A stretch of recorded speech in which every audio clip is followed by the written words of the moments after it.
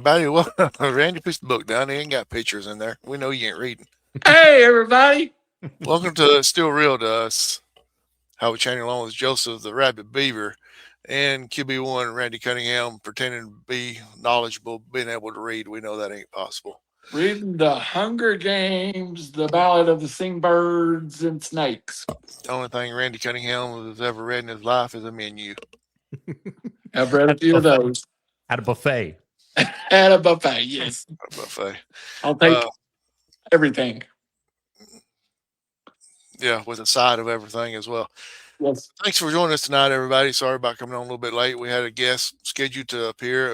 He's having some technical difficulties, and hopefully he can get those worked out and join us here. But in the meantime, we are going to talk a little bit about today's modern day wrestling real quick, and hopefully if he gets things worked out, we'll be live with him. If not, then we'll do a little show real quick. So modern day wrestling, before we went live, we was talking about some of the things that we'd like to see in today's wrestling.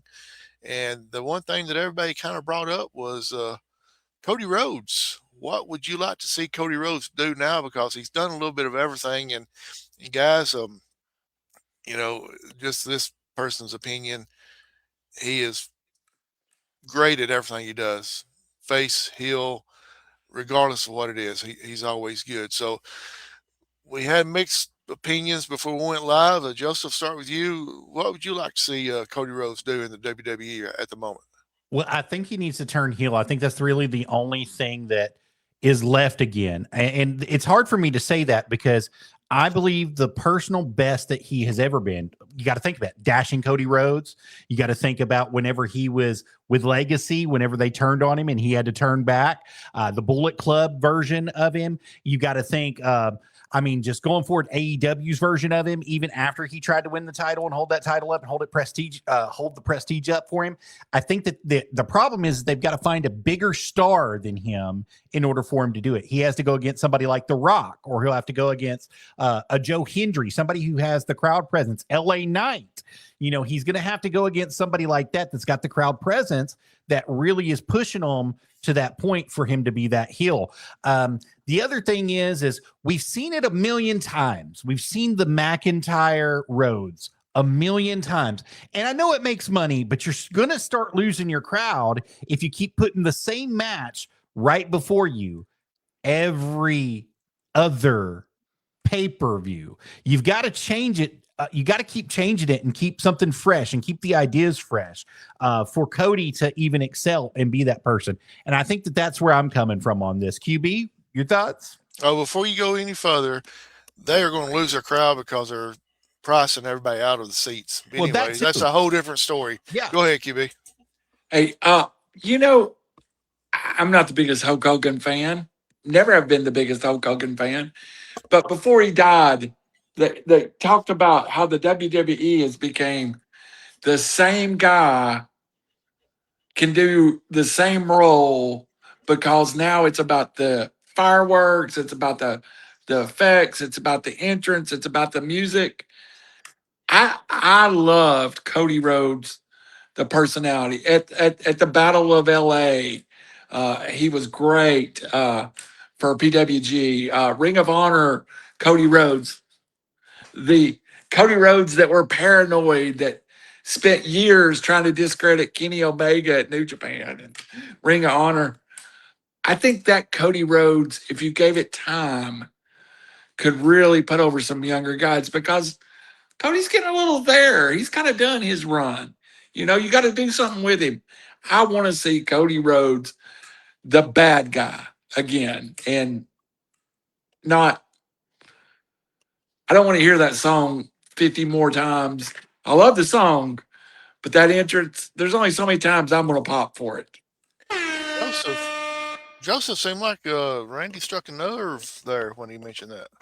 I don't think he's too old. I think that he's right in the twilight of his career, and he's right where he needs to be currently. I mean, if we're talking about too old to be in the business, Cody is literally like 4 years older than me. And I'm an old man, but I'm not an old man, Randy. And I know that he's still got some good time left in him. You want to talk about old? Punk is old. Punk is in the going down side of his career. And I hate to say that because I'm a huge CM Punk fan. But if you're comparing apples to oranges here, you got to think Randy Orton's older too. Randy Orton's 4 years older than Cody. Cody had his run as the top of the card guy. That's kind of what I'm saying. It's not physical age. It's kind of where he's been, what he's done. In the last 4 years, I've got all the Cody Rhodes good guy I needed to last a lifetime. Okay, well, where do you put him on the card, Randy? If you take him out of the picture that he's in now, where are you going to put him? You going to put him at the IC level again, or are you going to put him? I'm going to put him at making stars what Randy Orton has done for the last 10 years. And I think Cody Rhodes can work with somebody and make them a star. Joe Henry. We talk about loving LA Knight. I love LA Knight's 40 years old, but he's never had that run that Cody Rhodes could make LA Knight elite. And I don't, for me, there's a run. And after you have your run, your job is to help make the other guy have the run. And they've got to be somebody at the top of the card. It's become stale for the WWE in my mind. It's because they're pushing the legend killer too much right now. They're pushing Gunther. He's retiring everybody. He's getting rid of everybody. And so the next one on the list you got to think is going to be Randy Orton if they allow it to go through. And I hate to say that. I hate to be that guy, but you got to let Randy decide how he wants to leave. You got to let him decide when he wants to leave. And then the only other person that's on that card that's old enough to be your grandfather's Brock Lesnar. So, I mean, where are we going with this? Who do you have him put over? If you're going to have it, are you going to put him over Austin Theory? Are you going to put over Grayson Waller? I think there's two guys that's ready in the WWE. One being LA Knight. I think he's been there for a long time, been ready for a long time. And the other one I think is currently not in the WWE. But what if you brought MJF in to run with Cody Rhodes? Or if you don't use MJF, what if you took Austin Theory and let Austin Theory run with him? I just think there's an opportunity to freshen Cody up and also create a new star. I'm gonna ruffle some feathers here. I like the idea of bringing MJF to the WWE, but here's the problem: is MJF is such a mega star where he's at right now. If he switches companies, it'll be like Bret Hart going to WCW. They won't know what to do with him, and the fans will lose their interest in him, even though he's going to be a top guy. They're going to put him in the same position that LA Knight's in right now, and I hate to say that because I believe LA Knight can be the guy. He can be the top man. He can have that run. He could have that push like you're talking about. But you got too many people in that fire if you bring MJF in, and he'll never get that opportunity to shine the way he does. I honestly believe that it's going to take him going back to Eli Drake or going to another company to become that guy, to show WWE how big of a star and how big of crap they messed up by letting him go. That's what I really think is going to have to take place with him. There is no better example in the world of wrestling, and I think I'd ask both of your opinion on this, than a promotion making a star than what the NWA is capable of doing and is doing with talent. You look at Silas Mason, who is a local guy, who's been he has people talk about Silas Mason in the terms of Harley Race and Ric Flair and Dusty Rhodes now. That's making a star out of Silas. I just don't. The WWE frustrates me because I think they're a star making machine that's now depending on effects to get their guys over with. There is no Undertaker. Go ahead, Howie. Before we go any further, this episode is brought to you by Doc Gallo's Beard Products. Joseph, you will pull the stuff up for us real quick, and we'll advertise it real quick. Yes, sir. Give me just a second. Right there. Hey, I just started yesterday. Y'all see any difference yet? Well, it was going to come. Your lower part looks better. The upper part, it ain't helped none of it yet. But anyway, Doc Gallo's beer product Joseph's fixing to have the website up As for soon you as to it be able. pops up, it's just being crazy with me. Hey, one of the best guests we've ever had. Shout out. Been But doing this a long time. Great guest. while Joseph's bringing that up, I want to bring something to y'all's attention. I know we're not talking about physical age, but LA Knight's probably older than most of the other guys that you're talking about, but y'all are talking about giving him a push at the moment. LA's 40, 41 years old. He's he's never been. I'm just talking about Joe Henry is another one. You know, Can't say his name no more. He's going to appear. I can't. Just someone that never headlined at a WrestleMania. 4 years ago, when Cody headlined a WrestleMania, I was excited to see Cody Rhodes headline a WrestleMania because it was new and fresh. I don't know it's new and fresh anymore.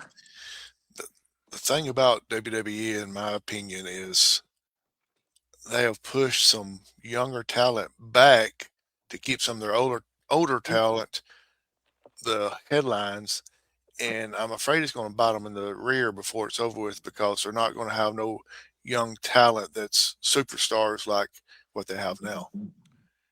You've got to be making new talent. And I don't know who your favorite wrestler is. Maybe that's a subject we could have right now. Who's your favorite WWE guy? Well, mine.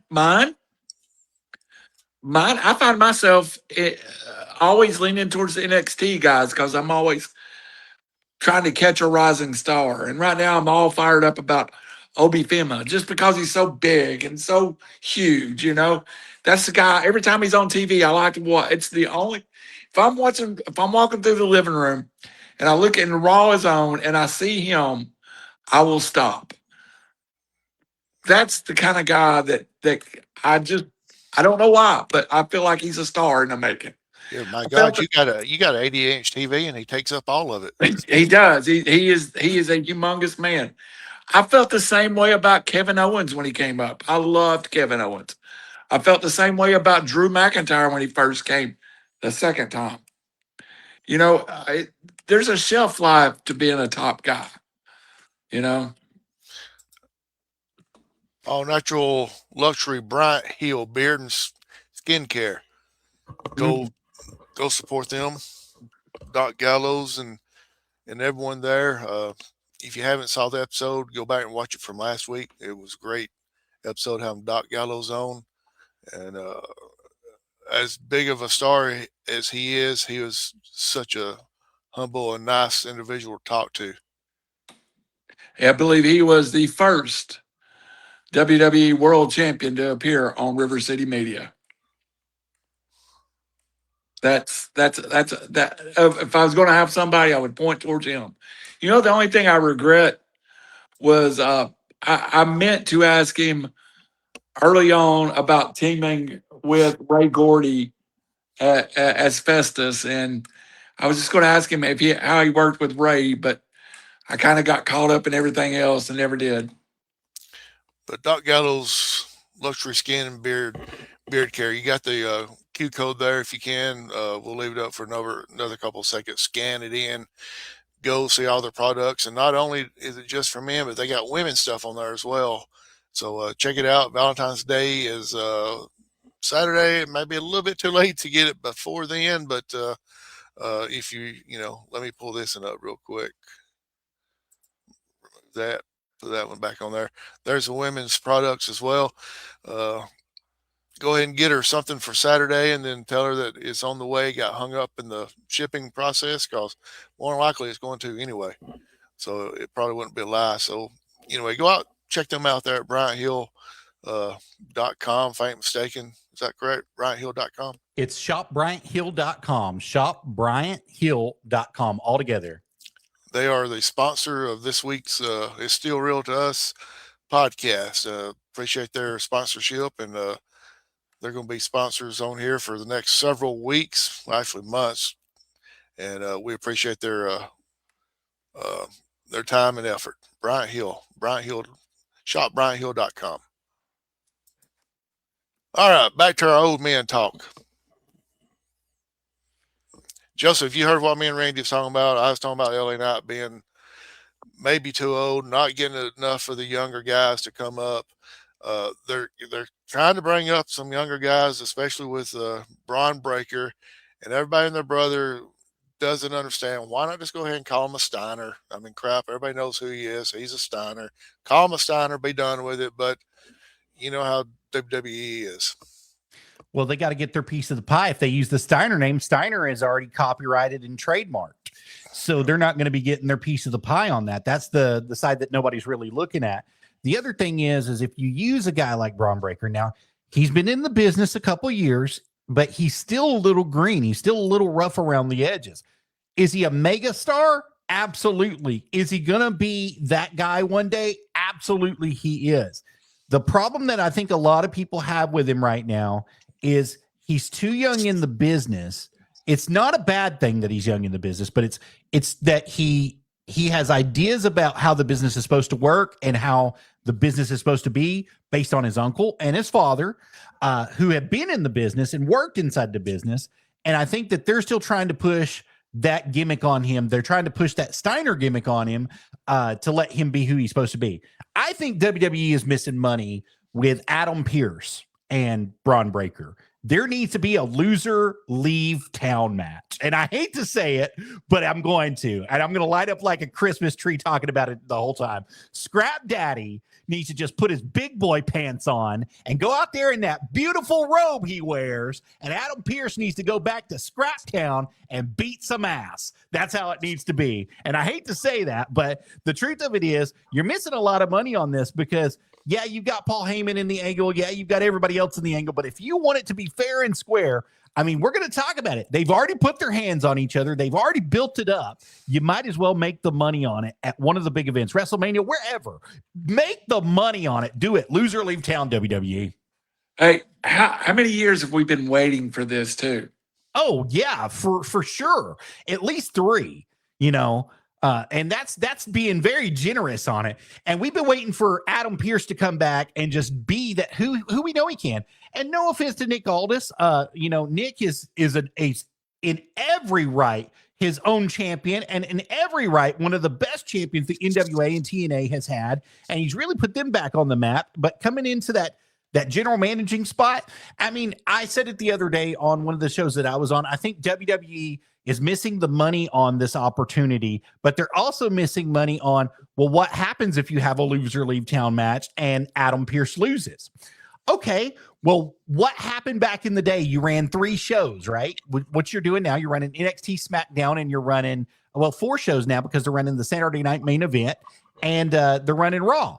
So what you do is you make one general manager for the 2 shows, just like it used to be, and then he's got to leave town. He's either got to go to another show or he's fired or whatever happens with him happens. But it puts him back inside the ring for everybody to see him. Now, we were talking about age and how age takes people to places that you don't think they're going to be, especially when they get older, like a Jericho. We didn't see Jericho lasting this long. I don't think anybody saw Jericho lasting this long. But you know what? If you bring somebody back like Nick Aldis, you bring somebody back like Scrap Daddy, and you give them the opportunity that they never got with the big company, they never got a chance to wrestle for the big company and be that person for the big company. You give them the opportunity to shine, and I think they're going to make the best of it, no matter how old they are. They're going to be the main event, even if they're not the main event, just because they're ready for it. They've waited their whole lives for it. What do you guys think? Man, I'd give money to see Adam Pearce in the ring. I am the original Scrap Daddy fan. I've seen him in the ring holding that 10 pounds of gold over his head, defending it against local talent. He's been finished for years. You talk about Terry Funk getting that run, that last WWE run at 50-something years old. It had to be a little bit cartoonish with Chainsaw Charlie and Mick Foley and stuff. That was a lot of fun for me and guys like us who love wrestling. And then you can think about even Harley Race came in and got a year out of the King Harley Race. It was great to see him on that stage.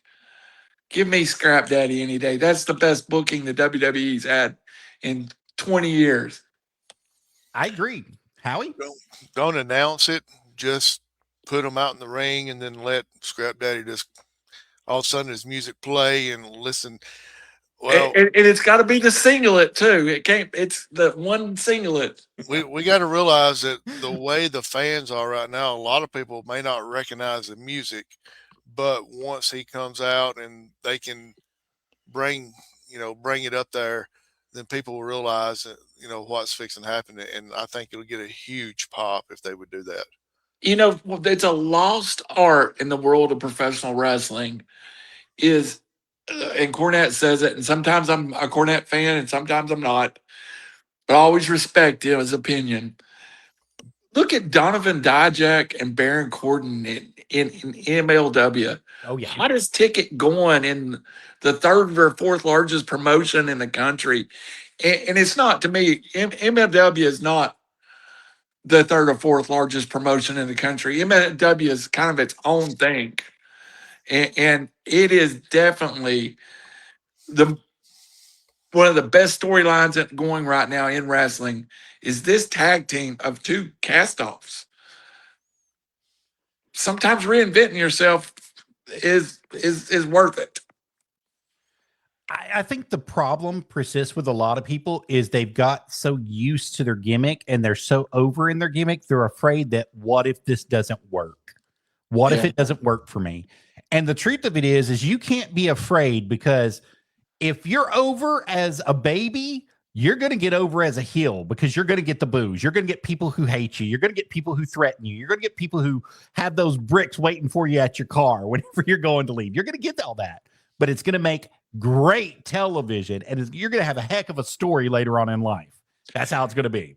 And I think the other promotion is guilty of the same thing. As AEW is leaving the same guys at the top of the card too long.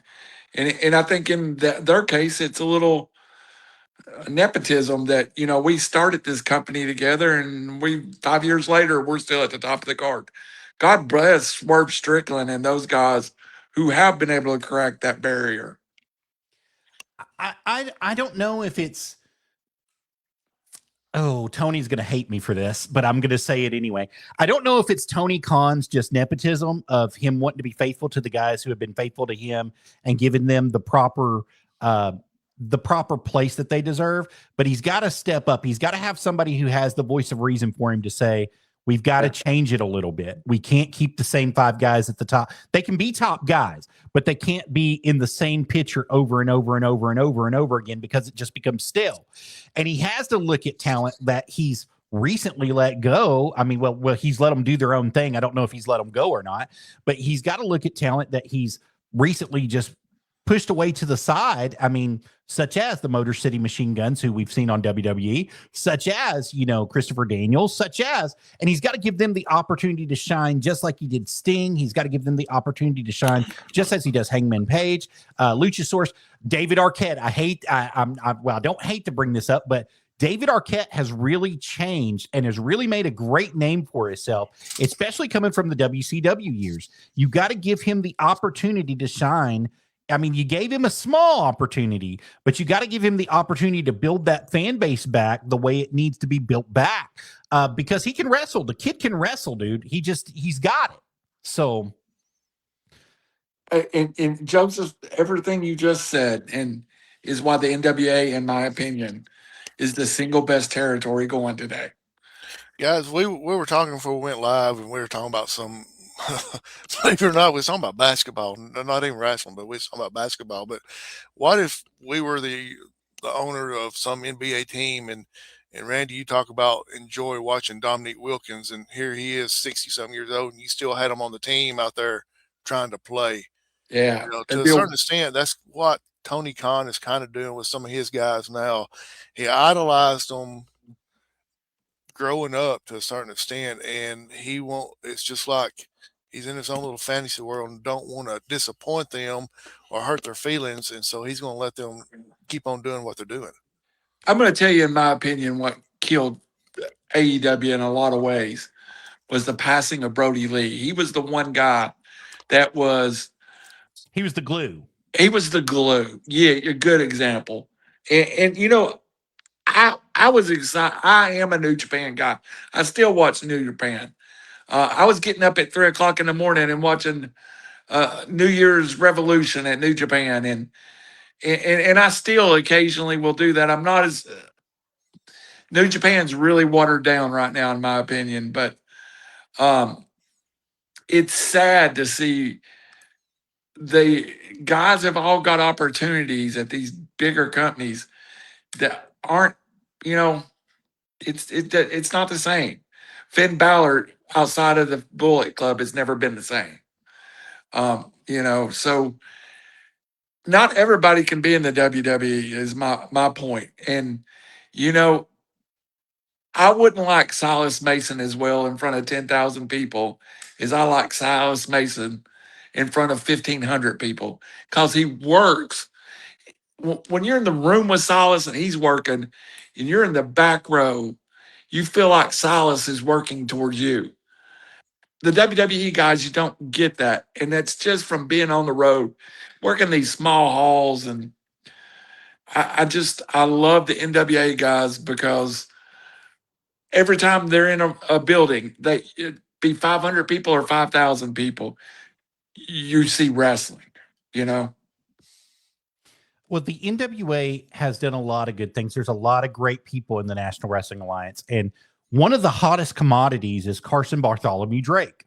And Carson just knows how to get under your skin and how to make the crowd love him or hate him. But he's going to get that reaction out of the crowd each and every time he's in front of them. And it doesn't matter where he's at. And Carson is just perfect at this. Silas is another example. He's perfect at just getting under your skin and saying just the right thing to make you go, ooh, that stung a little bit. Like who he's talking to, he really means business with.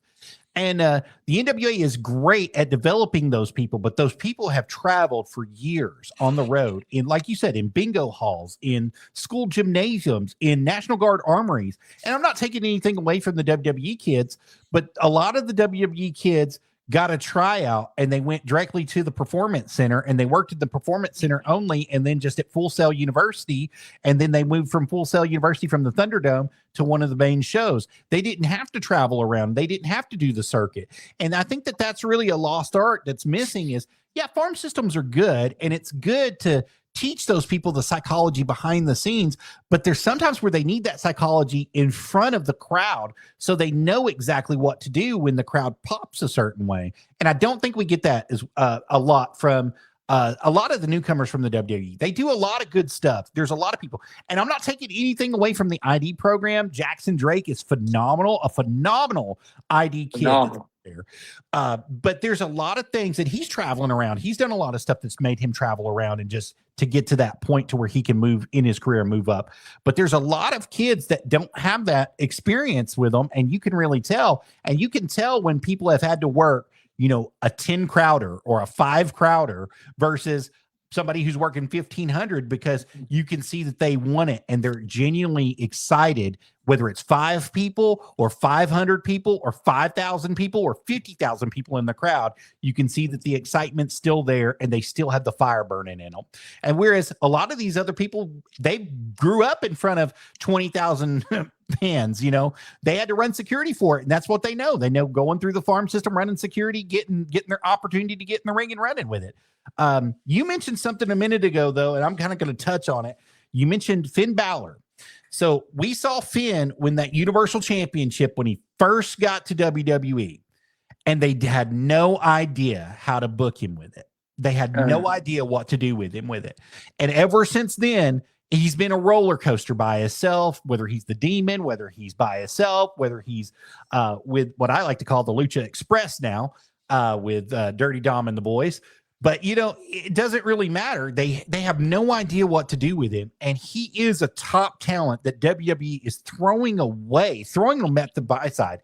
And I don't want to say that he needs to leave, because I know he's making good money there and I know he's having fun there, but you can see the fire has burned out of his eyes. He's not the same Finn Balor, because I think he's just got to the point of, it is what it is. Like, I'm just going to do it because it is what it is. And it's a steady paycheck. And you got to get to the point to where you're doing it because you love the business again. I know he loves the business, but his fire is gone. And I think it's gone because they won't book him the way that they should book him. Does he deserve a world title shot? Possibly. But I don't think you just throw him in it. I think you give him the opportunity to fight for it. And then when he proves that he can be that guy and he is that guy, you put him in one of the biggest matches he's ever had in his life and let him take it over. And you'll notice a difference in him if you'll do that for him. But I don't think they're willing to. Go ahead, I agree with everything you said, but the one thing that you left out was he had to give up the title the next day after he won it because That's right. he was hurt, and I think that was the main thing was because he didn't have time to recover, do anything with that, and so when he was the hottest that he was by winning the Universal title, he cooled way down because he was out for a year and a half with whatever the injury was. And see, I really find it very controversial on the fact that when we saw Triple H go down with his quad, he had to relinquish it. He had to give it up. When he came back, it was 3 months and he was in his title match. From somebody who's been injured and had that injury and had to be put on the shelf for a period of time, if anybody knows, that's the head of the company right now that can get you in that spot. It's Triple H. Does he not believe, or does he believe that Finn Balor would have been a better champion than him? Go ahead, Randy. Go ahead, Randy. I want to make a point, and this will be my last one. We're going to get off from here. You said a name, Carson Drake. If they are a modern day Roddy Piper, Mr. Drake is it. And he's that good. And you find those guys that is Carson Drake. Or, I think he's the best worker in the world right now in MJW. MJF. Maxwell, Jacob Freedom. You find them, not every promotion has that guy. Or, and it used to seem like that guy got rewarded. That guy becomes the guy. And that's been a lot of our conversation is who's going to be that guy? Well, unfortunately, in today's wrestling, the personality in the ring ability has kind of took a back seat to the production. And, everything's about the production. It's about this. It's about that. Man, there's still that guy. And I miss the day when we had a Finn Balor at the top of the card. We had, Dick Murdoch could show up tomorrow and work a match, and you would be like enthralled if Dick wanted to work. If he didn't, he wouldn't show up. So the last couple of years of WWE, since we got on it, have just kind of been a roller coaster. There's been some good things, but there's been a lot of bad things. They don't know what they're doing with a lot of people. And I hate to really use this analogy, but they're really kind of turning into the last days of WCW right now. Very good. I mean, they just have so much talent, but they don't know what to do with it. They've got so many people on the roster that they're just fighting for a spot for a 15-minute just look at me spot. And they're paying a lot of people a lot of money that are just really just ready to go out anyway. And besides that, I think the other side of it is the booking side. When we lost Vince McMahon, and I know that this is going to be crazy for me to say, but when we lost the creative genius of who Vince McMahon was in WWE and what he was capable of doing and what he was capable of spotlighting out of people, we lost a diamond in the rough because of everything that happened. I'm not saying bring Vince back, but you have to have a mind like his inside the business. You have to have somebody who is cutthroat and is a business first guy, and come hell or high water, he's going to get what he wants because he wants it. I don't think Triple H is that guy, and it shows inside the booking. It shows inside of how he's dealing with Bobby Roode. Let's talk about Bobby Roode. So Bobby Roode leaves TNA, comes over to WWE. He has a couple really good months. Then what happens to him? He's just out. You don't see him hardly ever. Here or there, might have one appearance here, might have one appearance there. I understand Bobby was getting ready to retire. He was getting ready to be done. He was getting ready to walk off into the sunset. But it's just how you handle it. Sting, another example. Now, Sting got hurt. I know Sting got hurt, but they could have handled the way that he got hurt and his return better. They could have made it to where it was something special to see Sting inside the ring again. AEW had no problem. TNA had no problem getting Sting back inside the ring. You know who did? WWE. Why? Don't know. But, you know, that's the problem that we've got. We don't have that creative genius, that creative marketing genius that can put people over, get people's opinions and views about them out of the way so that you have something that the product is going to be worth watching again. I'm not saying that it's complete garbage. Please don't take me wrong on that. The WWE is worth watching. But you've got a lot of filler that goes on now. You have a lot of stuff that 15, 20 years ago, it would have never even made a spot. It would have never been a segment. It would have never been an outside segment. It would have been a bar segment. Wouldn't have been any other segment whatsoever. Hey, guys, I just got a message from our guest. He's going to be on his way in just a second. So I do apologize about that. But I don't think it would have been anything, 15, 20 years ago to have a segment with those guys, because the creative direction would have been like, no, you need to be this person. This is who we want you to be, and you're going to be this person. And come hell or high water, you're going to get over as this person. Perfect example, Mick Foley. They gave him Mankind. Do you think he knew what to do with Mankind? He was Cactus Jack. Bang, bang, baby. He had no idea, but he had to get something inside of him. And he had to find it. He had to find that crazy person, but it got over. The Undertaker got over. Roddy Piper, even though he was already established, got over. You got to think that's how it was. Hulk Hogan may have been somebody somewhere else, but he really got over in the WWE when they let him run free with it. And so many, you can go on and on. I would say the Brooklyn Brawler, but the Brooklyn Brawler never got over. It didn't matter who he was in front of. But, everybody that they really put the money into, Farouk got over. If they threw the money at you, the Godfather got over. You're going to get over if you really run into that character and make it your own. Yes. Big issue is they've got the people there to do that, but I think the higher ups, TKO, are not going to allow them to do that. I think they want it to be more of a family oriented type business and not push certain people and push the other ones that they probably shouldn't, but they're going to, because I see TKO wants to. Well, they're promoting the MMA side of it a lot. If you've noticed the last couple of years, you have a lot of MMA fighters who have come over and they've tried to make their name in the wrestling business off of WWE because they're at the end of their career, or they've ended their career with an injury inside of MMA somehow, inside of UFC or the MMAs that they do in the Bellator and all that. And TKO is the big dog. I mean, they're the big dog on it. And so they've used a lot of these people. Shayna Baszler, that's a perfect example of a woman who came over that was doing it. She had an injury, came over and kind of excelled for a little bit with WWE. But what do they do with you after you're hot and it's over with? Where are they going to put you now? I mean, they can't keep you at the top forever, but that's what's going on in a lot of companies is you're hot. You start to get cold and then you move away. I'm so sorry. Ray Fury is here, guys. It's Hey. He's going to be delivering froggy elbows, baby. How you doing tonight? I'm doing great. How you guys doing? Good. Great, man. Good, man. Glad to see you. Yes, sir. Glad to see all you guys. I think this is going to be the first interview we've ever done with a wrestler that's actually sitting on a ring. Absolutely. Yeah, this is my home ring here. You see the F-bomb in the back. Yeah. Oh, yeah. Nice. Yeah, great. Nice. But for everybody, this is AIWF star Ray Fury. Welcome to Still Real champion as well.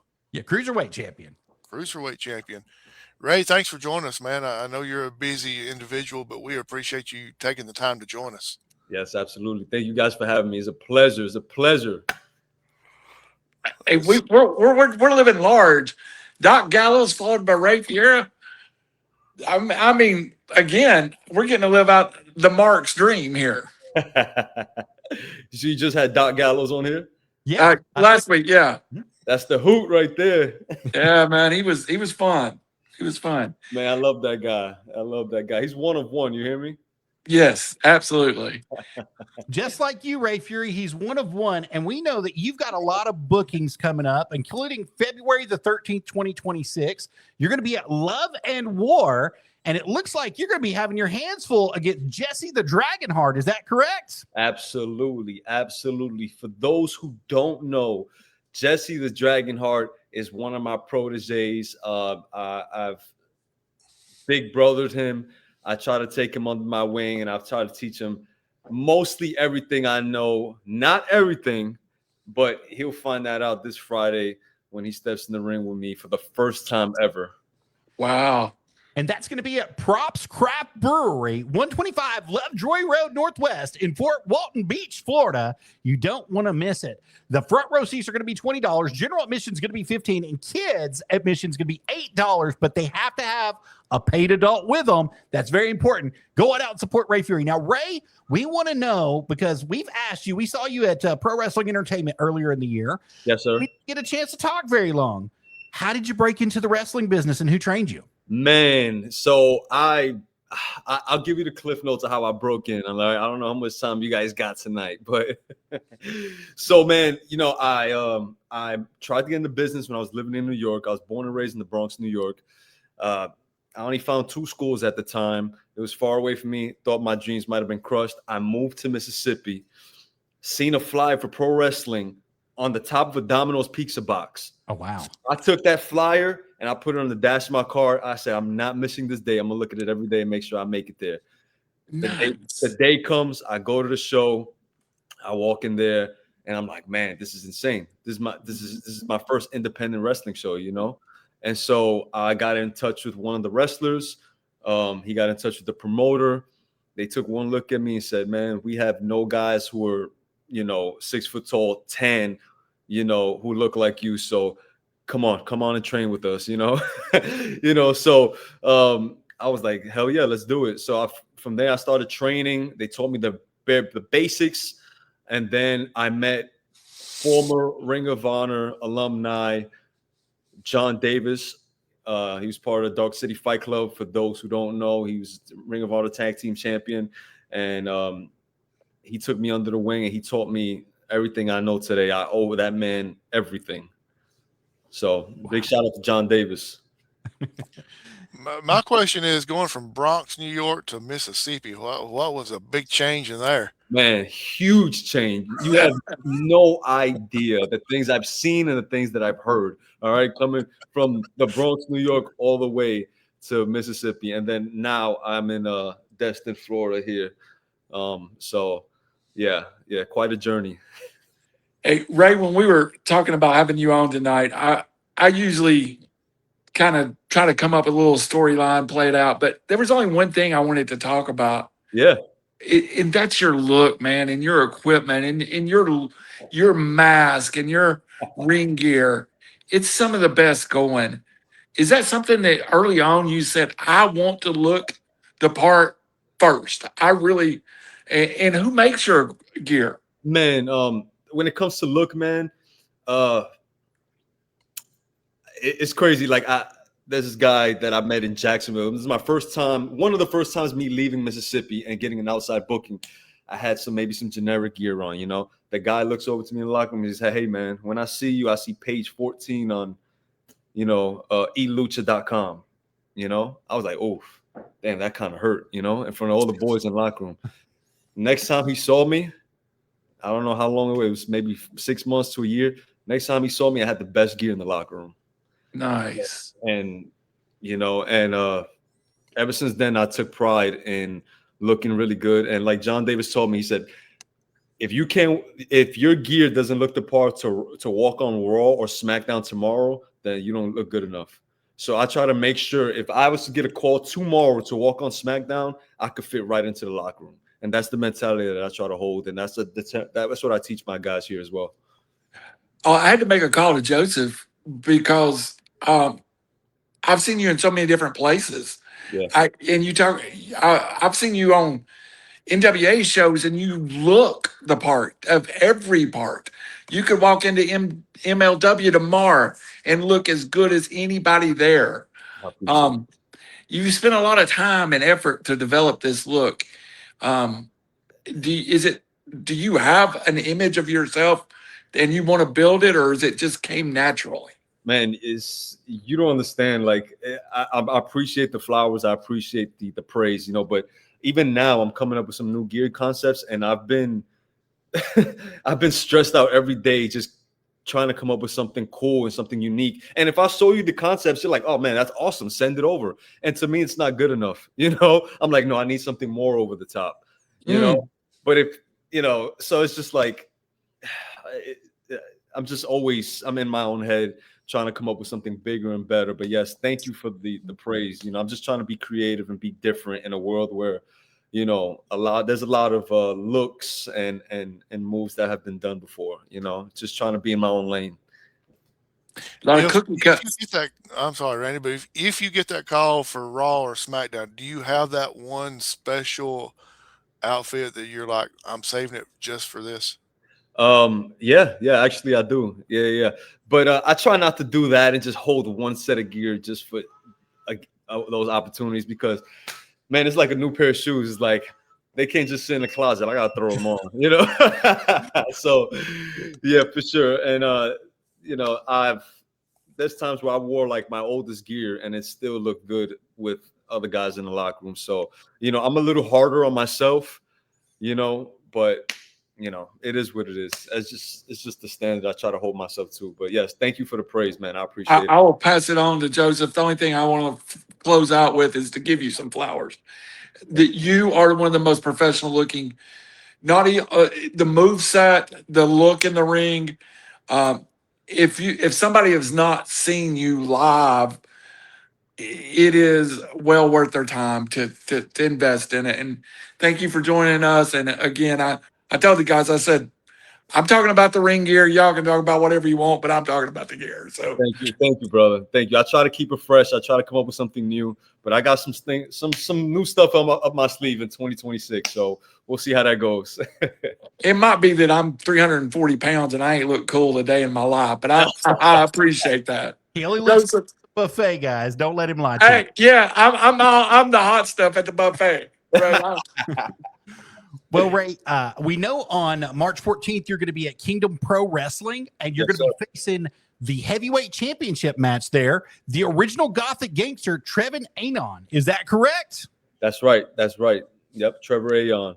And the doors are going to be opening at 5 p.m. The bell time is going to be at 6 p.m. Tickets are on sale at evenbright.com. All you have to do is search for Kingdom Pro Wrestling, and you can get your tickets today. And not only that, but do you have any words for Trevor Anon?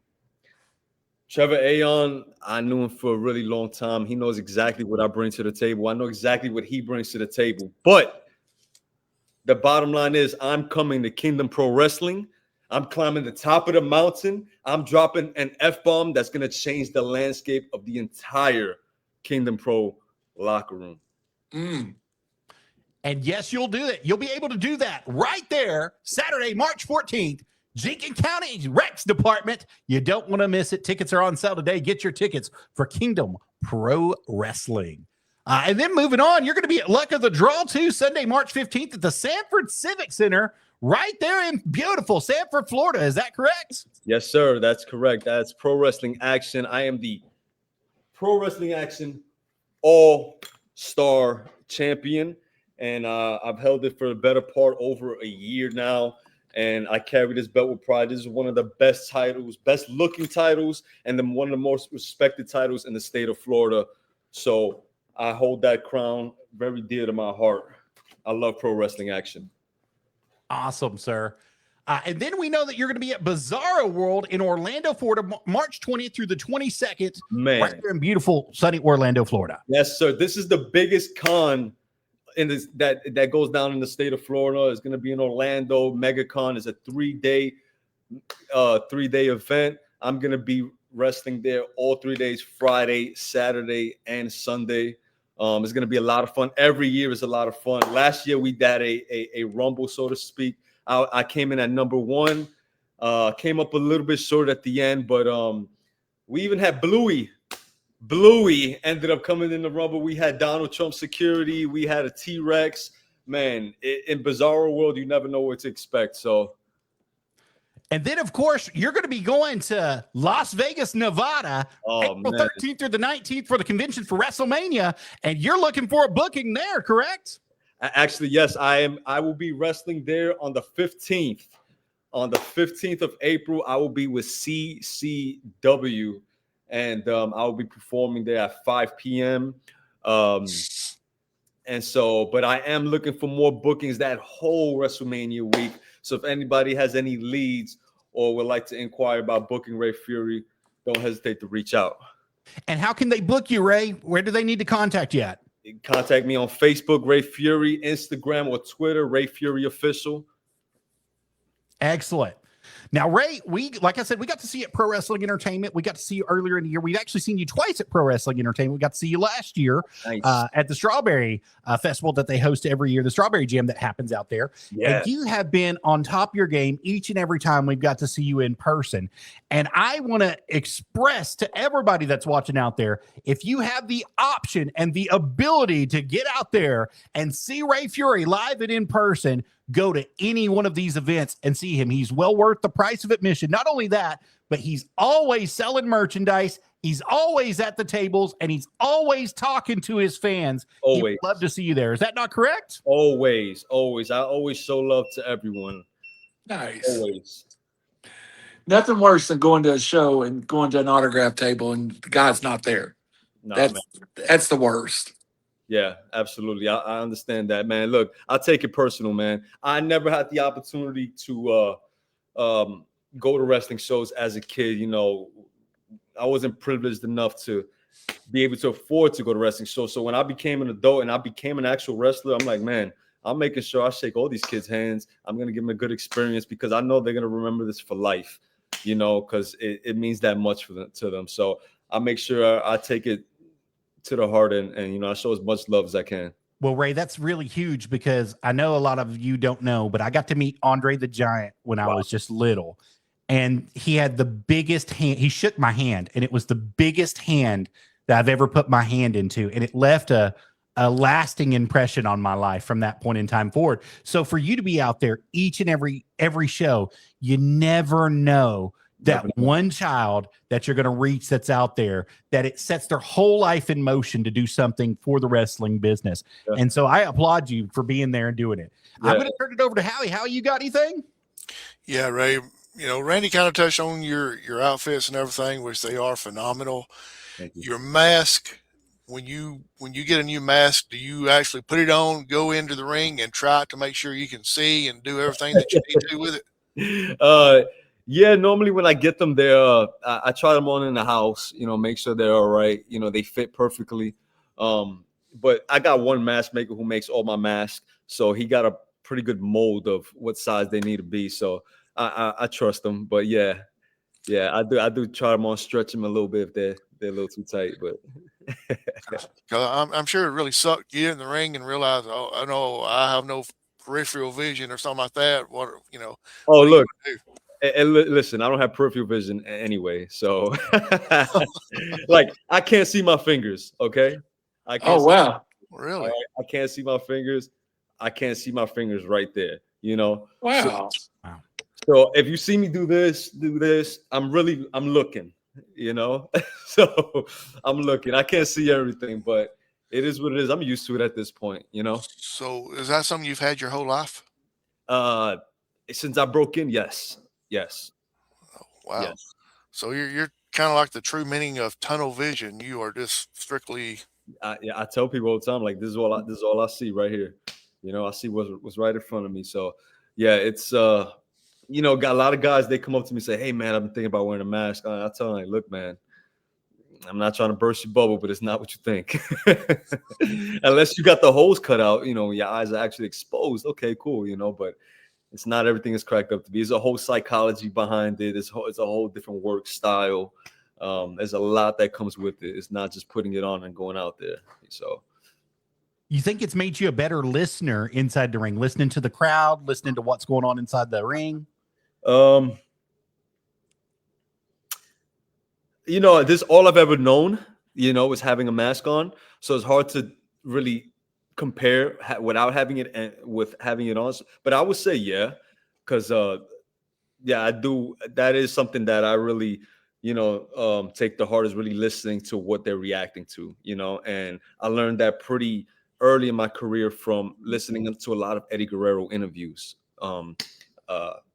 I used to hear him say, he should just go out there and react to exactly what they wanted. And he'll throw a punch, no reaction. He'll give a suplex, no reaction. Maybe he'll throw him to the outside, give him a chop, big pop. He's like, okay, we're going to brawl tonight. And he'll go out there and he's going to fight because he knows the wrestling is not, and the high flying moves are not going to get a reaction, maybe the fighting. And he did that every time that he went to. So I try to put that in my bag, and it works. So who's some of the wrestlers you looked up to as you was growing up?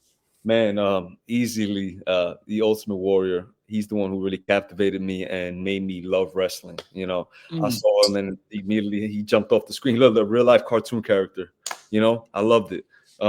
Definitely Ultimate Warrior. And then it was Razor Ramon. I loved how cool he was, and HBK, 90s Shawn Michaels, because he wasn't big at all. He wasn't the biggest guy. He didn't have the biggest biceps. He didn't have, he wasn't 6'7", but he was out there battling Vader, Kevin Nash, and putting on these amazing matches. So, for obvious reasons, Shawn Michaels, for sure.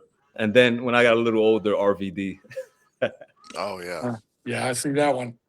Do you see, I'm assuming you watch a lot of wrestling, but do you see somebody do something you're like, hey, that's something I could possibly do, and then you try to put it in your repertoire? Man, you wouldn't believe it, but I Ember Moon, Athena. Yeah. Every time I saw her in the ring, it sounds crazy because she's a female, but I would watch her and I'm like, man, that's Ray Fury. I'm like, that's me. That's me. I watch her move. I see her arsenal, the way she gives maneuvers. I'm like, bro, that is me. That is all me. And I feel like we're very much alike. So, I don't try to steal from anyone, but if I do see something super cool, I'm like, that fits in what I do.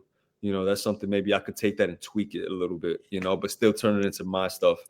Maybe stack it and maybe do a move with another one instead of, actually taking from someone, because I really do think that originality is key in this business. I think a lot of guys, they're too focused on what's going on around them and seeing what everyone else is doing instead of focusing on their craft and what they need to work on. It's good to be aware of what's going on around you, but to be watching and seeing and watching everyone's plate, I don't think is the way we need to be approaching the wrestling business as professional wrestlers. And I think there's a lot of that going on. So I try not to have that kind of mentality, if that makes any sense, Man, I want to applaud that.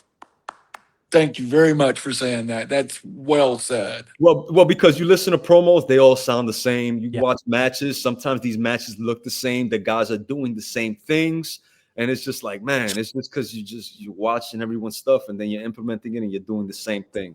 It's just, it sucks. It sucks. Well, Ray, I'm not going to crap on professional wrestling because I was always taught to leave the business better than when you found it. But when we found it, somebody's finisher was a finisher. It was it. It didn't matter if it was a DDT, a pile driver, a Canadian destroyer. It was over with. And I think that we have gotten to a place in professional wrestling now to where a finisher is not a finisher anymore. It's like you got to have 6 finishers in order to make it. And I want to hear your opinion on it, because I know we've got to evolve and we've got to move the wrestling business into a place where the fans can enjoy it. But do we need to go back, or do you think that we're moving in the right direction? I understand it. The business is evolving. It's the same way as basketball. A windmill dunk in a game is going to get a reaction on a fast break. But, maybe back in the day, everyone would have flipped their seats, back in the 90s. So, yeah, so the level of tolerance is different and it's changing, So I understand why guys are doing all these finishers and they're just like regular moves now. I get it. But at the same time, if you want to take a move seriously, I think it can be built towards that. I think the DDT, the Jake the Snake DDT, can be a finisher today's day. Oh, absolutely. I absolutely can. Look at Gunther. He's putting people to sleep, and you believe it, don't you? Everybody does. When he puts that sleeper on you, oh man, this might be it. You know what I mean? And that same psychology could be used for any maneuver, no matter what it is. You know what I mean? So, yeah, I understand the way the business is moving. I see guys doing styles clashes now, and I personally don't think anybody should be kicking out of it, but guys are kicking out of it, you know. But I think the bars is being raised higher, higher, higher, and higher. But at the same time, moves can be solidified and made to mean something if you wanted them to. So, yeah. And you have probably one of the best moves in all of professional wrestling with that F-bomb, that beautiful froggy elbow that you love to drop. And I've got to say, for as many times as I've seen it, it never gets old. Because you just fly. You get lost in the lights of the arena every time we see you. And it seems like you just go higher and higher and higher. How do you stay on top of your game to keep flying like that? Man, look, my hips are gonna hate me one day. You hear me? I might be in a wheelchair one day. And it's gonna be like, I've been dropping them F-bombs all my life, you know. But man, I love that move. I think it's the best elbow in the business, man. If not, it's up there with them. I love the maneuver. I hope it doesn't get on TV before I can get it on there, because then I'm gonna look like I'm ripping it off from somebody. But yeah, the froggy elbow, man, I love it. Yeah, again, I just hope I can get it on to a national televised program before someone else does. So I believe you'll be able to. Yeah, I don't think many people are going to be athletic enough to pull that move off completely. there's a lot of good athletes out there, but They are. I'm just hoping it's me first, you know. So With all the abilities and everything you got, jumping and athletic ability and all that, what I'm curious about your vertical. Have you ever measured your vertical leap? I have not. The way I used to measure it growing up was if I can dunk. So we play a lot of basketball in the Bronx, New York. All right. Basketball is life. If you know anybody in New York, that's all we did. And so, that was always our goal. Like, let's see if we can touch rim. Let's see if we can hang on the rim. All right. Now throw me an alley-oop. Let me see if I can dunk it. So as far as I just got up to jumping and hanging on the rim, but that's as far as I measured it. That's our measurement growing up of how high we can jump. So, It's still good though. Being able to do that, it's still good. yes, yeah, thank you. I appreciate it. I got one more question. Turn it over to one of these other guys. If you had a dream match, past, present, yeah, I'm stealing it from you, Joseph. Past, present, whoever, they don't have to be alive at the moment, but your dream match, who would it be? Oh man, I have the first person who came to mind. I'm such a huge fan, so he definitely would outshine me. But I'm a huge Ricochet fan. Huge Ricochet fan.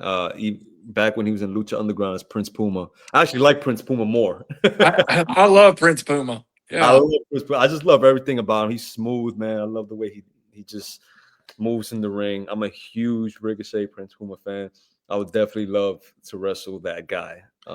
If y'all wrestled, they'd have to call the FAA in to, have a air traffic controller in there to keep everything, under control. And also honorable mention. I would love to have a street fight with Jey Uso. nice. Little inside joke for those out there who are keeping track. I think it can happen though. I think you're really on track to have both matches in your career. So I don't see that being way far fetched, especially knowing that Jay watches this show. Oh, he does. Yeah, he watches this show. So I'm pretty sure that you might make that list with him just for mentioning him. Look at that. Hey, Jay, if you're watching, can I get 2 claps and a yeet yeet? Man, that felt good. All right, Randall, I'm going to turn it over to you, buddy. Hey, I'm going to be quick. I've got a couple of background questions that we can. Growing up in the Bronx, you're in WWE territory growing up. Yeah. Did you get to see any wrestling other than that? Were you exposed to like the Ring of Honors and the ECWs at any point? You know, it's funny. I just watched WWF, WWE, watched some Nitro, and then I discovered ECW. But I guess I didn't have the channel to try to find it. I think it came on at 1 a.m. and I wasn't staying up that late, and so I didn't get a chance to watch it. But as soon as DVDs started dropping, I started buying them because this was like I was just blown away. I'm like, bro, they're having hardcore matches. They got you know, barbed wire. They got chairs. They got this. They got this. And it just, and I was a huge fan of ECW. But that's really all I got to watch, man, honestly. And then I got into Ring of Honor, and I discovered the Roderick Strongs and whatnot. That's cool. That's cool, though. I love the journey. Everybody kind of has, like for me, it was Dusty Rhodes. I'm a little bit older. You know, I dreamed that I thought Dusty Rhodes was Iron Man and Superman all rolled into one when I was 8 years old, you know. So your path tells a lot about, you know, it's a great sport, and you know, I'm a fan. That's what I am. And anytime I sit down, I think about those guys. We talked about dream opponents. Have you ever thought of making a tag team, a dream tag team for yourself? That's a good question. I started out in the tag team. I throughout the last few years, I did tag with one of my nemesis, Lucha Lacora. He's a mass wrestler as well. We did tag, and we was a hell of a tag team. Let me tell you, we had some awesome matches with the Rapture out in Orlando, Florida. But besides that, I haven't really thought about getting into another tag team. You know, I really haven't met anyone that we can, like, I really felt like we can just mesh perfectly and, you know, be successful as a team, you know, especially in a business that's really driven on individual success. You know, I've always had my goals to, you know, reach that next level. So I haven't really thought about that too much. All right. The last question, Joseph, and I'll come back to you. I'm in Tennessee. Joseph's in Tennessee. Howie's in Alabama. We're blessed in this region to have a great independent scene. We've been able to break in and have a few guests from the Florida region up. And what is Florida independent wrestling like now? And how many places are they for a young man that's looking for a place to work to go to Florida? Is it a great place to work? A lot of shows, or Man, few and far between? Man, let me tell you, man. I think this is where, you know, I know people talk about the Northeast, Texas being a hotbed, but I think Central Florida right now, Kissimmee, Orlando, Tampa is where you want to be, because there's so many schools there. You have NXT, you got the TNA tapings there as well. You have CCW, which is the new territories, if you ask me. You know, they're going all over the United States right now. And you know, they're blowing up and they're hot, and they just got that TV deal, so they're doing tapings now. So if you're part of that roster, you know, good things on the horizon for CCW. But it's so many talented wrestlers there in Central Florida. Like, there's guys who are opening the show that can kill it in main event and other parts. Nice. If that makes sense. You know what I mean? And then there's so many schools there, so guys are actually learning how to wrestle. You know, they're not buying gear and just learning as they go. These guys are getting professionally trained, and they're coming in the business, and they're coming in hot. And I feel like every year more and more new talents coming up, and I'm meeting new people. So it forces you to stay on your toes as well. You know what I mean? So yeah, Central Florida right now is super, super hot.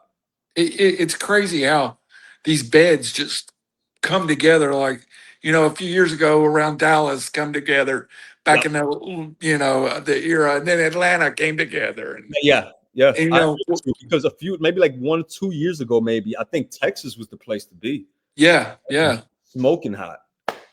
Yeah. That's crazy. That's crazy. I love to hear that, though, because me as a wrestling fan, that means there's more guys out there I've never saw yet that I'm going to see someday. So man, there's shows that I'll go to in Central Florida, man, and like Rhea Ripley will be backstage. You know, we don't know she's coming. You know, she'll be there, or Nia Jax, or then the last show I was on, Jacob Fatu showed up, and he just sat in Gorilla and watched every match on the monitor, and then he gave feedback to the guys. You know,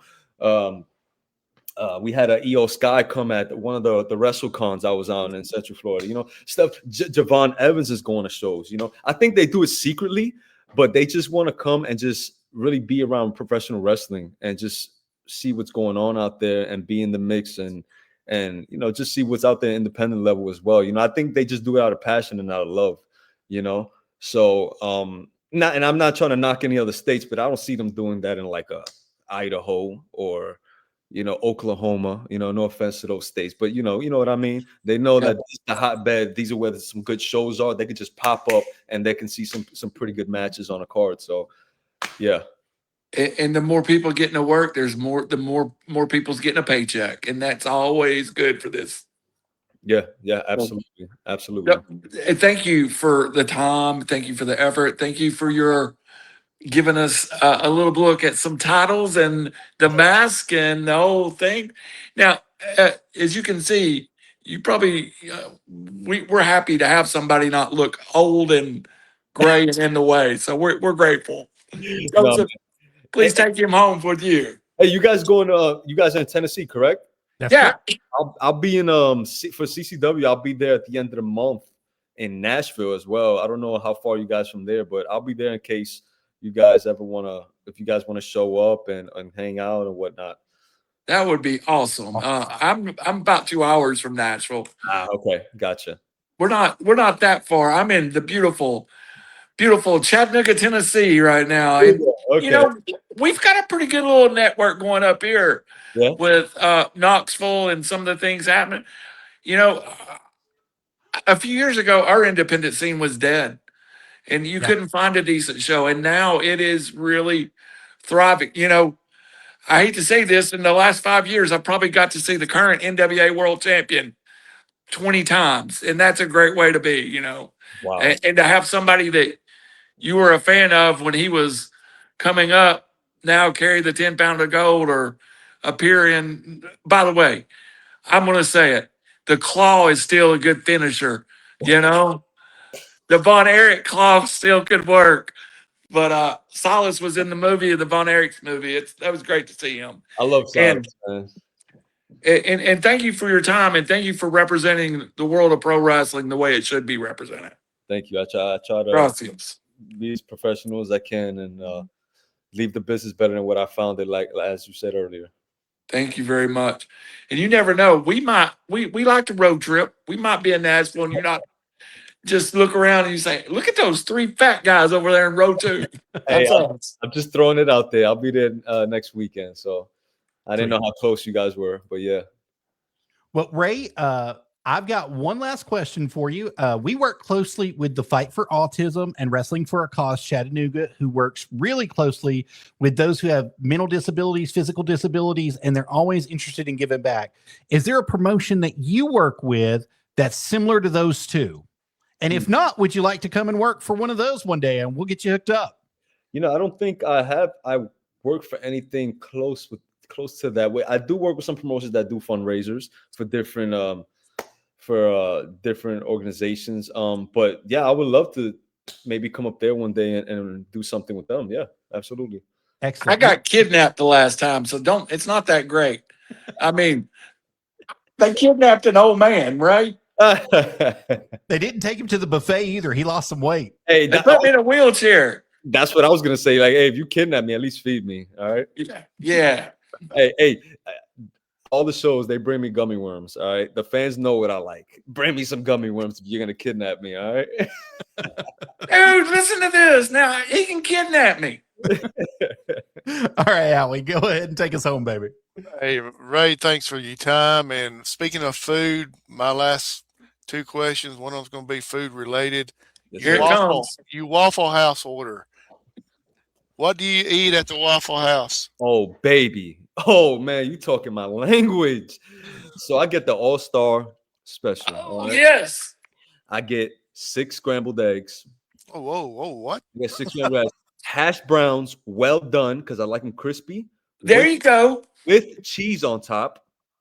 Okay, I'll get the patty, the sausage patty, and I tell them to hold the pancake, the waffle, till I'm done. All right, I don't like it sitting there just cold. I say, hey, just hold the waffle, and I'll let you know when to throw it in there. And yeah, that's my order right there. All-star special, 6 eggs, hash brown well done with cheese on top, sausage, waffle flash. We ask every guest that question. How he does. That's his thing. If we ever get a pro wrestler that doesn't eat at the Waffle House, we're shocked. But Hey, listen, you either love it or you don't. It's I feel like there's no in between. Either you love Waffle House or you hate it. Right. I love Waffle House. If you know what the all-star is just by saying it, then you're a good man. That's it. Yeah, because you guys popped as soon as I said it, so you guys know. That's my order, man. Except I throw the Burt's chili on top of that well done hash browns. Yeah, we had a gentleman on here that came out to train at the School of Morton, I think it was, but he's from California, which I guess California don't have Waffle House. And he got introduced to the Waffle House, and he said that's the main thing that he misses right now is being able to go to a Waffle House.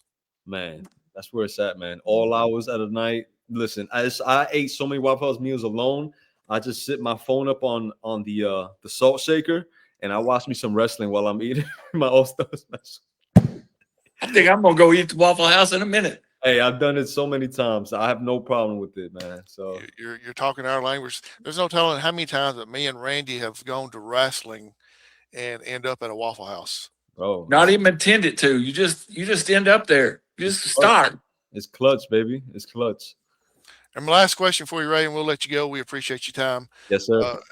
Superstitions or rituals that you do before you have to take the ring? Any rituals? I'm usually pacing a lot. I definitely got a bottle of water in my hand.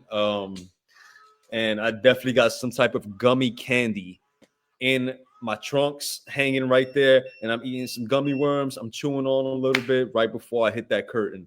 So that's really my routine all the time, with some power bands just to pump up a little bit. So water, power bands, some gummy worms. I'm ready to go. Fired up. You're all about the gummy worms. I need to try one of those. Man, it's a white bag called Albanese, I think. Albanese. Oh, wow, man. You know what I'm talking about, right? Yeah, you're in shape, but you know some food. Hey, man. Hey, them gummy worms right there. And you only need a few and they'll fill you up. They're thick, They good, man. They good. My daughter plays girls football, flag football. Yeah. And that's what they eat on the sideline, just for quick energy burst. Yes. Hey, not to be inappropriate. I had one of the guys in the locker room. He called me a reverse pedophile. Okay. He called me a reverse pedophile. I said, what the hell are you talking about? He's like, yeah, instead of you bringing little kids candy, you got the kids bringing you candy. So by the end of the night, you look at my luggage, I got like 4 or 5 bags of gummy worms, man. So it is, they just looking out, man. They love me. So have they ever thrown anything into the ring for you? They what? Have they ever threw any bags in the ring for you? No. That now they're going to what? I pictured that, like, you remember Ring of Honor when they throw the streamers? Yeah, gummy worms. I would just throw gummy worms. Hey, I was lucky enough to work security for WCW back in the day in the 80s and 90s. Nice. Bobby Eaton had his bag full of candy every time you ran into him. So you being compared to Bobby Eaton is a good thing, man. That's a great guy. Yeah, and then before I know it, I see guys, they'll come with a jumbo bag of Skittles. I see another guy with licorice. I'm like, look, guys, slow down, all right? It's my gimmick now, all right? Guys, y'all have anything else before we let Ray go? Ray, I'm gonna have people throw steak at me. I'm ready. We took way too much of this man's time. Joseph, anything before we go? No, sir. Thank you for coming on tonight. It's been a real blessing to have Thank you very much. And we would love to have you come on in the future and also come on Wrestle Talk with Arabbidb3aver if you're available. Just let us know when. Listen, man, I could come back whenever you guys want me. I know we're both busy, but I'd love to come in here and just shoot it with you guys, man. This is fun. And don't be surprised if you get a call from Wrestling for the Cause, because I'm going to start bugging them tomorrow to book you. Let's do it, man. Let's do it. I'm surprised they hadn't already commented wanting you to come on, because Yeah. they're watching all the time. So, but let's get one more plug in for Doc Gallo's hair products. Doc Gallo's luxury skin and beard care. I love Doc, but he ain't got no hair. Let's say that right. Beard products. That man ain't got no hair. He had a skullet at 24. Hey, Sex Ferguson got some hair. Yeah, Sex Ferguson got some hair. You're getting advertising. Come on, Randy. Doc Gallo's luxury skin and beard care. They're working on products for women as well. They do have some out already, but they're working on other stuff. That's why I said the hair products, because of the beard. Not necessarily the hair on the top of the head, but the hair on the bottom of the head. Look, Doc's working on my beard for me. I'm going to get up there where I can put some rubber bands in mine too. And also you can go to ShopBryantHill.com is where you want to go to, and you can catch all of your luxury products, including coming soon, the new DDP line. Keep your eyes peeled for that, because that's going to be out pretty soon for you guys. But you can get all your men's, women's, and all your luxury skin and hair care products at ShopBryantHill.com. You definitely want to give them a shout out today. And this tobacco, the Farmhouse tobacco, is one of my favorites, even though I don't have a huge beard, one of my favorites to use. And they're making some special deals right now. As you see right there on the bottom of the screen, you can get 20% off your order right now. So that knocks the additional tax off of your price today if you order from ShopBryantHill.com today. Right. Ray was messing with his beard there while you was doing that little promo there. So he may be interested in getting some of this. Yeah, Hey, Doc got a good beard. I just came from. Yeah, he does got a deep beard. Yeah, Absolutely. So for QB1, Joseph D Howie Chaney, our special guest tonight, AIWF star Ray Fury, cruiserweight champion, going to be in our area next weekend. That CCW, will be. come on out. I believe it's at the Troubadour, isn't it? I believe so. Don't quote me on that, but yeah. Is it I going to be will on update you guys in the comments. Is it going to be on the 20th or 21st? Is it a Friday or Saturday? It's 21st. 21st on Saturday. Going to be in Nashville. Mm-hmm. Randy, I might make the trip to Chattanooga, and you take us the rest of the way. Look, my car goes to Nashville all the time. You never know when I'm going to be gone. And there's a lot of Waffle Houses between us and Nashville too. I knew that was coming. 340 pounds, man. They love when I walk in. Absolutely. But Ray, thank you for your time. It's an honor to meet you and a pleasure talking to you. And we're looking forward to having you back here very soon. Thank you, guys. It was an honor. Appreciate you guys having me. Thank you so much. Thank you. Thanks, everybody, for joining us tonight. Good night and God bless. Bye, guys.